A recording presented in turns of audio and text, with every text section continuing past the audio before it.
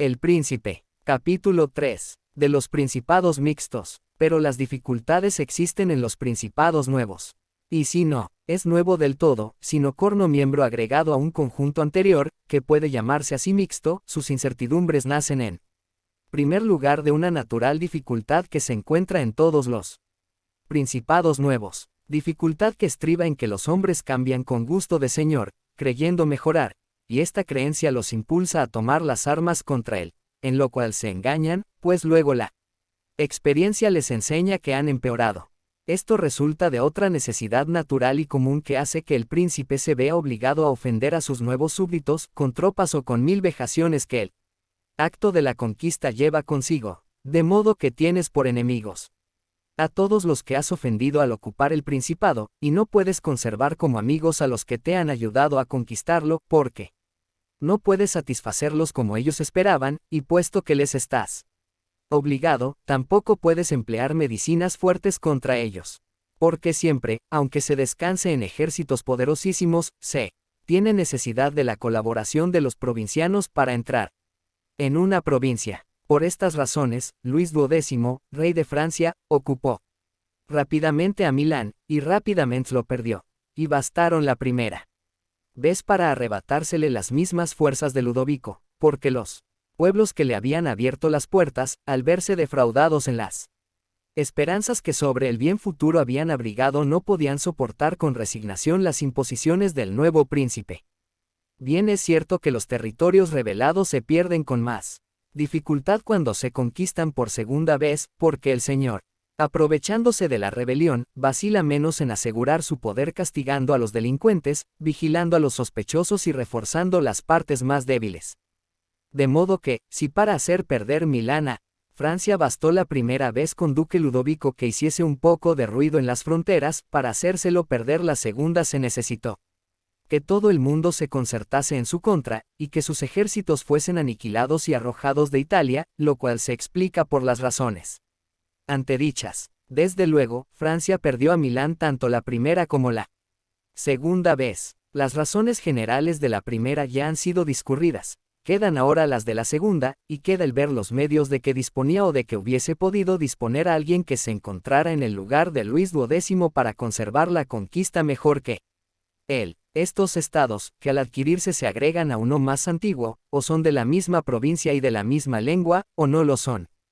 Cuando lo son, es muy fácil conservarlos, sobre todo cuando no están acostumbrados a vivir libres, y para afianzarse en el poder, basta con haber borrado la línea del príncipe que los gobernaba, porque, por lo demás, y siempre que se respeten sus costumbres y las ventajas de que gozaban, los hombres permanecen sosegados, como se ha visto en el caso de Borgoña, Bretaña, Gascuña y Normandía, que están unidas a Francia desde hace tanto tiempo, y aun cuando hay alguna diferencia de idioma, sus costumbres son parecidas y pueden convivir en buena armonía. Y quien los adquiera, si desea conservarlos, debe tener dos cuidados: primero, que la descendencia del anterior príncipe desaparezca; después, que ni sus leyes ni sus tributos sean alterados. Y se verá que en brevísimo tiempo el principado adquirido pasa a constituir un solo y mismo cuerpo con el principado conquistador. Pero cuando se adquieren estados en una provincia con idioma, costumbres y organización diferentes, surgen entonces las dificultades y se hace precisa mucha suerte y mucha habilidad para conservarlos. Y uno de los mejores y más eficaces remedios sería que la persona que los adquiriera fuese a vivir en ellos. Esto haría más segura y más duradera la posesión, como ha hecho el turco con Grecia, ya que, a despecho de todas las disposiciones tomadas para conservar aquel estado, no habría conseguido retenerlos si no hubiese ido a establecerse allí. Porque, de esta manera, ven nacer los desórdenes y se los puede reprimir con prontitud, pero, residiendo en otra parte, se entera uno cuando ya son grandes y no tienen remedio. Además, los representantes del príncipe no pueden saquear la provincia, y los súbditos están más satisfechos porque pueden recurrir a él fácilmente. Y tienen más oportunidades para amarlo, si quieren ser buenos, y para temerlo, si quieren proceder de otra manera. Los extranjeros que desearan apoderarse del Estado tendrían más respeto, de modo que, habitando en él, solo con muchísima dificultad podrá perderlo. Otro buen remedio es mandar colonias a 1 o 2 lugares que sean como llaves de aquel estado, porque es preciso hacer esto o mantener numerosas tropas. En las colonias no se gasta mucho, y con esos pocos gastos se las gobierna y conserva, y solo se perjudica a aquellos a quienes se arrebatan los campos y las casas para darlos a los nuevos habitantes, que forman una mínima parte de aquel estado. Y como los damnificados son pobres y andan dispersos, jamás pueden significar peligro, y en cuanto a los demás, como por una parte no tienen motivos para considerarse perjudicados, y por la otra temen incurrir en falta y exponerse a que les suceda lo que a los despojados, se quedan tranquilos. Concluyo que las colonias no cuestan, que son más fieles y entrañan menos peligro, y que los damnificados no pueden causar molestias, porque son pobres y están aislados, como ya he dicho. Ha de notarse, pues, que a los hombres hay que conquistarlos o eliminarlos, porque si se vengan de las ofensas leves, de las graves no pueden. Así que la ofensa que se haga al hombre debe ser tal que le resulte imposible vengarse. Si en vez de las colonias se emplea la ocupación militar, el gasto es mucho mayor, porque el mantenimiento de la guardia absorbe las rentas del Estado y la adquisición se convierte en pérdida, y, además, se perjudica e incomoda a todos con el frecuente cambio del alojamiento de las tropas, incomodidad y perjuicio que todos sufren, y por los cuales todos se vuelven enemigos, y son enemigos que deben temerse, aun cuando permanezcan encerrados en sus casas. La ocupación militar es, pues, desde cualquier punto de vista, tan inútil como útiles son las colonias. El príncipe que anexe una provincia de costumbres, lengua y organización distintas a las de la suya, debe también convertirse en paladín y defensor de los vecinos menos poderosos, ingeniarse para debilitar a los de mayor poderío y cuidarse de que, bajo ningún pretexto, entre en su estado un extranjero tan poderoso como él. Porque siempre sucede que el recién llegado se pone de parte de aquellos que, por ambición o por miedo, están descontentos de su gobierno, como ya se vio cuando los etolios llamaron a los romanos a Grecia, los invasores entraron en las demás provincias llamados por sus propios habitantes. Lo que ocurre comúnmente es que, no bien un extranjero poderoso entra en una provincia, se le adhieren todos los que sienten envidia del que es más fuerte entre ellos, de modo que el extranjero no necesita gran fatiga para ganarlos a su causa, ya que enseguida y de buena gana forman un bloque con el Estado invasor. Solo tiene que preocuparse de que después sus aliados no adquieran demasiada fuerza y autoridad, cosa que puede hacer fácilmente con sus tropas, que abatirán a los poderosos y lo dejarán árbitro único de la provincia. El que, en lo que a esta parte se refiere, no gobierne bien perderá muy pronto lo que hubiere conquistado, y aun cuando lo conserve, tropezará con infinitas dificultades y obstáculos. Los romanos, en las provincias de las cuales se hicieron dueños, observaron perfectamente estas reglas. Establecieron colonias, respetaron a los menos poderosos sin aumentar su poder, avasallaron a los poderosos y no permitieron adquirir influencia en el país a los extranjeros poderosos.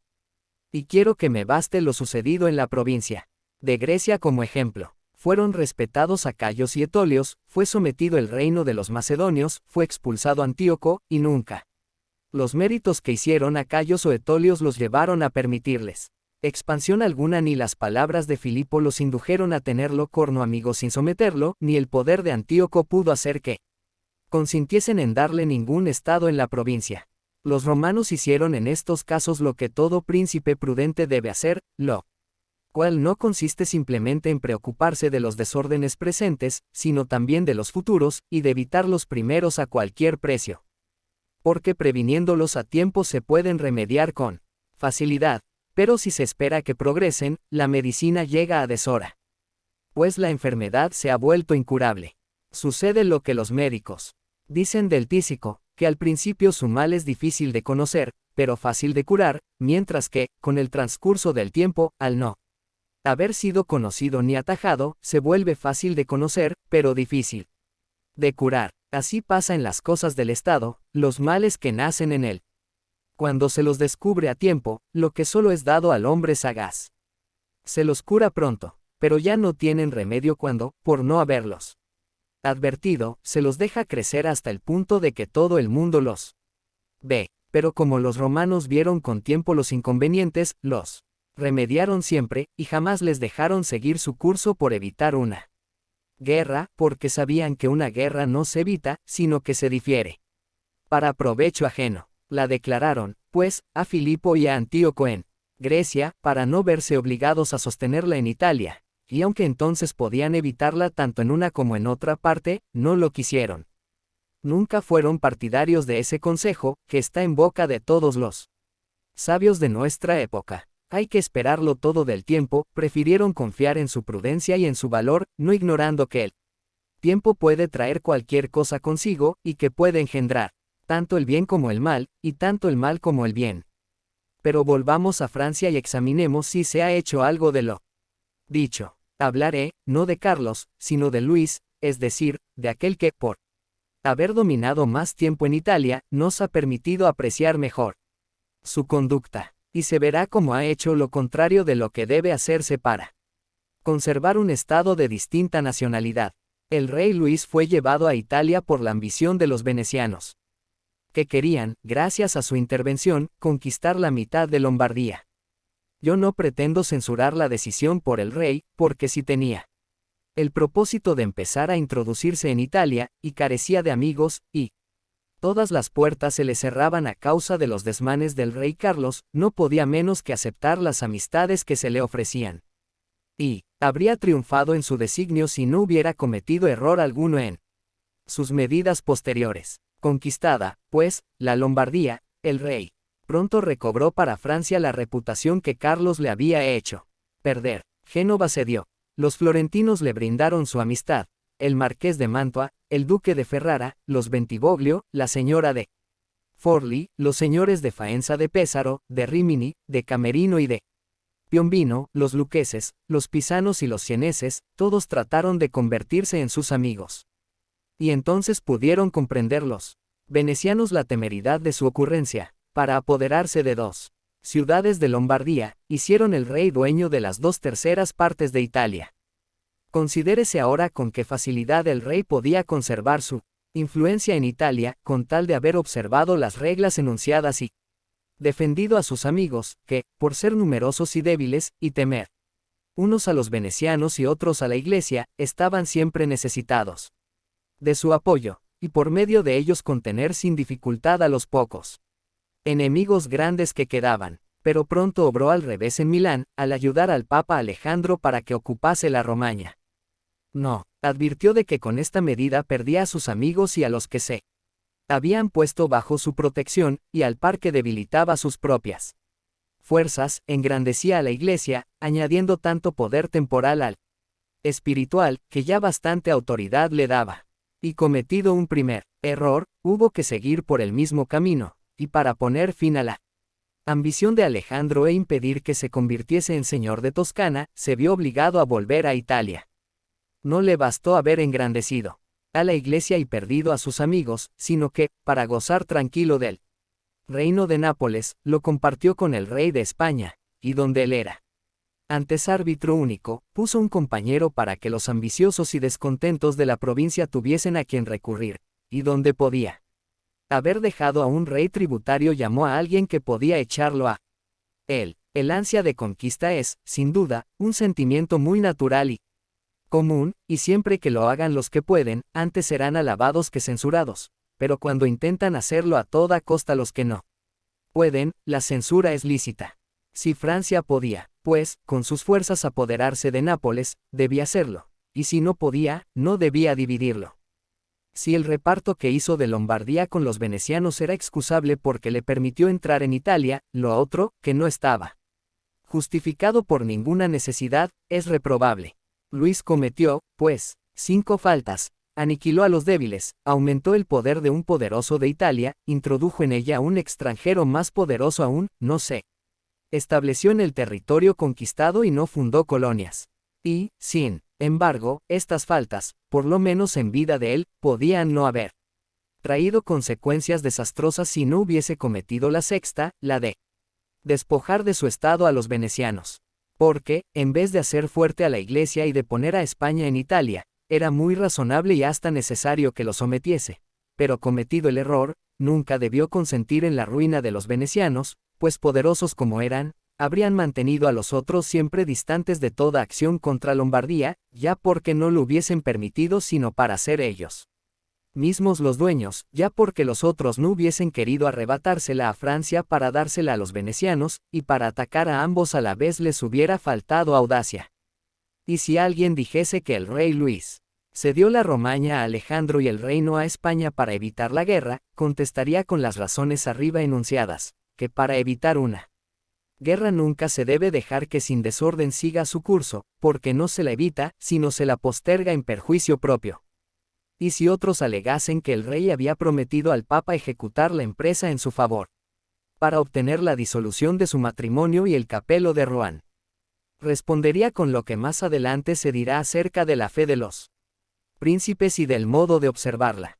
El rey Luis ha perdido, pues, la Lombardía por no haber seguido ninguna de las normas que siguieron los que conquistaron provincias, y quisieron conservarlas. No se trata de milagro alguno, sino de un hecho muy natural y lógico. Así se lo dije en Nantes al cardenal de Rohan llamado el Valentino, como era llamado por el pueblo César. Borgia, hijo del Papa Alejandro, ocupaba la Romaña. Como me dijera el cardenal de Rohan que los italianos no entendían nada de las cosas de la guerra, yo tuve que contestarle que los franceses entendían menos de las que se refieren al Estado, porque de lo contrario no hubiesen dejado que la Iglesia adquiriese tanta influencia. Y ya se ha visto cómo, después de haber contribuido a crear la grandeza de la Iglesia y de España en Italia, Francia fue arruinada por ellas. De lo cual se infiere una regla general que rara vez o nunca falla, que el que ayuda a otro a hacerse poderoso causa su propia ruina. Porque es natural que el que se ha vuelto poderoso recele de la misma astucia o de la misma fuerza gracias a las cuales él lo ha ayudado.